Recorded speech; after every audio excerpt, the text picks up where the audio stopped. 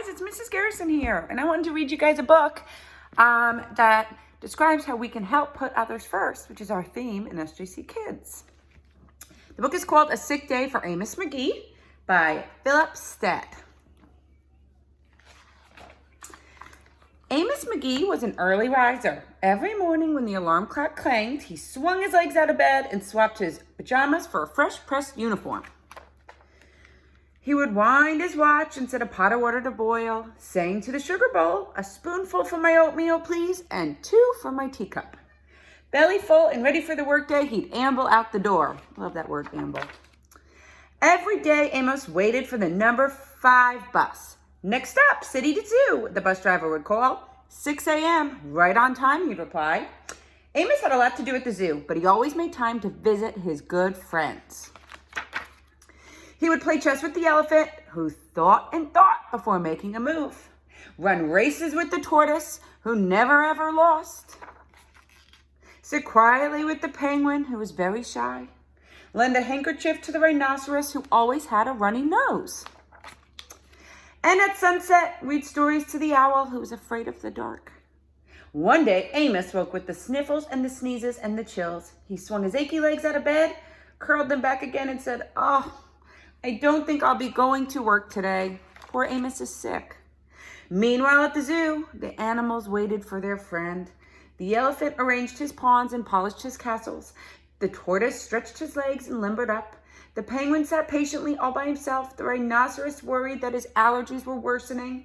The owl perched atop a tall stack of storybooks, scratching his head with concern. "Where is Amos?" the animals wondered. "Where's their buddy?" Later that day, oh boy, it appears they're leaving the zoo. They're waiting at the bus stop.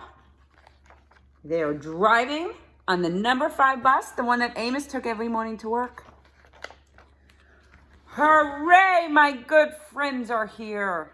They went to see Amos at his house, since he couldn't come see them at theirs. The elephant prepared a game of chess. Amos thought and thought before making a move. "I'm too tired to run races today," said Amos to the tortoise. "Let's play hide and seek instead." The tortoise hid inside his shell. Amos hid beneath his covers. Amos yawned. "I could use a nap." The penguin sat quietly, keeping Amos's feet warm. "Achoo!" Amos awoke with a sneeze. The rhinoceros was ready with a handkerchief. "I'm beginning to feel much better. Thank you," said Amos to his friends. He swung out of bed. "Perhaps we'll share a pot of tea." Amos wound his alarm clock. "It's getting late," he said. "After all, we have a morning bus to catch." So Amos said goodnight to the elephant, and goodnight to the tortoise, and to the penguin, and to the rhinoceros, and to the owl.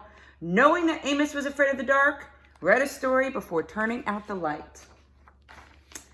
And they all fell asleep in Amos's room to get ready to catch the number 5 bus in the morning to go back to the zoo. See how well and good they took care of Amos, and they brought all his favorite things to him, to his house, because he was sick. It's a great example of how we can take care of others when they're sick, when they're sad, when they're stuck at home. We can do little things just to make their day brighter. Know you're loved and missed. Bye, guys. Enjoy.